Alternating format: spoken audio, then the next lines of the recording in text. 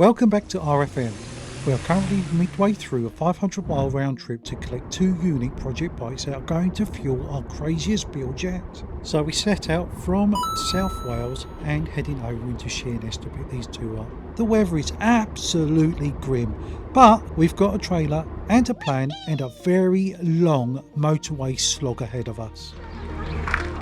We finally made it. First task, getting the ramp set up in the rain. We've got two bikes to load, tight space, and it is pouring hard with rain.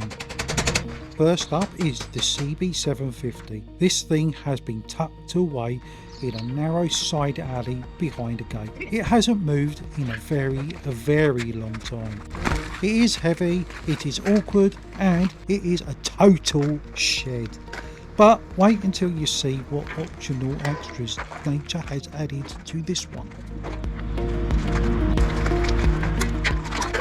Next is the Suzuki GN125. This is the banker, a quick refresh and a flip to fund the madness that we've got planned for the Honda. Look at the state of that seat. We've actually got plants growing out of the foam. It's not a bike, it's a motorised garden. Tank is roughed, covered in bird poo. The chrome has gone. What is the plan? Well, we're keeping those forks and the inline 4 engine, but most of everything else is getting cut away. Plan is radical. We are taking this Honda frame and completely re-engineering it to mimic the lines of the 1949 BSA Bantam D1. There is going to be a lot of jig building, tube notching and bracket fabrication to make this work, all in my home workshop. We're stripping the bulk, keeping the Honda muscle and finishing the whole thing in a deep candy red.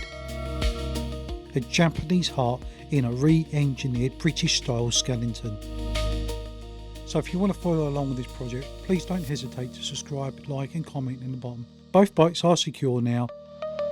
And now to do the 230 odd mile trek back to Wales. The Bantam 750 project starts now.